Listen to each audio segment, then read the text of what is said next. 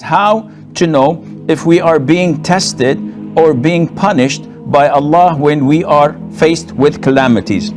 This is a good question. However, we cannot know. So I became sick.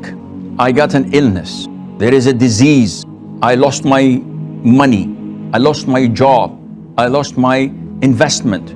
How would I know if this is a test from Allah to elevate my status in Jannah, or it is a punishment that Allah Azza wa Jal is punishing me for sins that I have committed? You cannot know. Nevertheless, they are interlinked. So if I'm a righteous person and Allah Azza wa Jal tests me with an illness, this means that Allah would erase my sins if I'm patient and not complaining, and elevate my status in Jannah.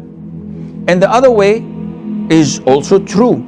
If I'm a sinful person and Allah tests me with a calamity, with an illness or with poverty or loss of job, and I become humble and patient, I do not complain, I do not object to Allah's ruling, but on the contrary, I acknowledge my sins, then this would erase my sins and elevate my posture and position in Jannah, inshallah. Therefore, one can tell by the circumstances. If a calamity befalls upon a kafir, definitely this is not to elevate his status in Jannah. He's a kafir, he's a disbeliever. This is a punishment.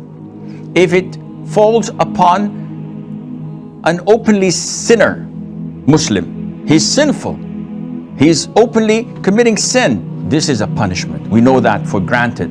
If it falls upon a person who's righteous and he's praying 5 times a day, etc., doing all the whole 9 yards, yet he is being tested with calamity, this is a test. When does it become a punishment? If he starts to complain and he's impatient and he's objecting to Allah's rulings and decree, though before the calamity he was a person of prayer, fasting, charity and righteousness. In this case, it becomes obvious that this is not a test, this is a punishment.